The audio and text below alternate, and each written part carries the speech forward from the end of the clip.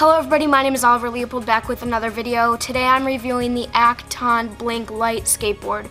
Just a disclaimer, this is not a sponsored video. I bought this board with my own money. I did reach out to them, letting them know I would be doing this review, but they did not respond. So let's just jump right in. Okay, so I have never ridden a skateboard in my life, so this was a little bit of an interesting experience. This is a $299 board, and you can get 15% off on their website using the code OliverL, link in the description. So the board itself is made out of Canadian maple wood, which is a super nice material, and it's really sturdy and it won't crack or anything like that. It has one hub motor at 450 watts, which means only one wheel will be doing the actual spinning and the others will just be going with the force. It's a 30 by 10 by 6 inch board, which is not a long board and not a penny board. It's just a perfect in-between spot. It weighs about 7.7 pounds, which is really nice. It's one of the lightest electric skateboards out there, so you won't have any problem carrying it with you. It is approved by the TSA to accompany you on the airplane. It can incline about 4.6 degrees, which is not much, so don't expect to go up any big hills on this board. The wheels are 30 millimeters and are very light green. That said, they do attract a lot of dirt, so they will turn dark green pretty quickly. It's approved for 180 pounds max load, but with one motor, if you're anywhere near that, you should be careful.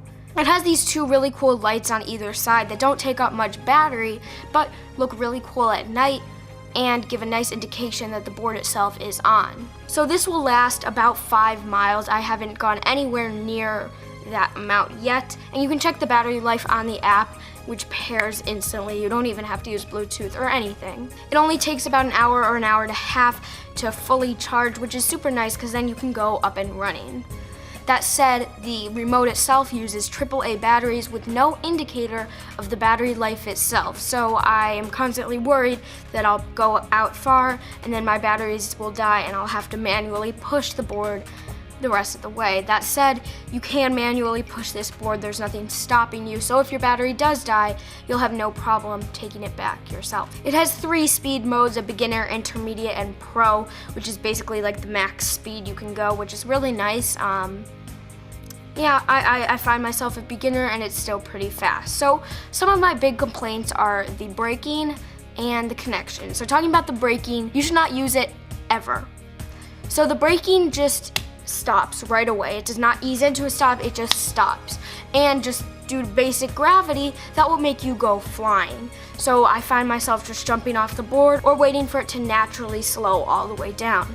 Because if you use the brakes by pulling the lever to stop, you will fall off the board if you're going anywhere near fast. So I would not recommend using the brakes. Then the connection. So my board does this weird thing with the remote where you jump on, you start it, it goes really nice, and then I go back to neutral so I can let it kind of slow down a little, and then it won't start again until it's almost fully stopped. So that's a questionable little action. I contacted support about that with no response, so I'm just wondering why that's happening.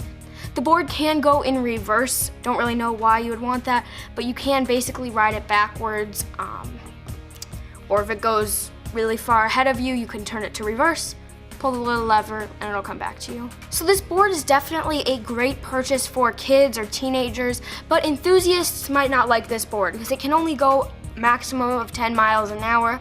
The braking is nothing near professional, and it only has one hub motor, so you're not getting a whole lot of power in this board. That said, for a kid or a teenager like myself, it's a nice little toy to go playing with around the parking lot, but I don't find myself using this professionally anytime soon, if you know what I mean. And remember that the maximum weight is 180 pounds, so most adults will find themselves not even being able to step on this board without risking breaking it. For its price, I don't think you can go wrong. I think it's just a fun thing to play with. So I realize I've said some negative things about this board, but for a starter like me who's never ridden a skateboard before, let alone an electric skateboard, it's a ton of fun. And though I wouldn't use it to get to school, I spend countless hours in the parking lot riding back and forth with my sister and taking videos like the one I did today. So if you just want to have some fun, this is definitely a great board for that.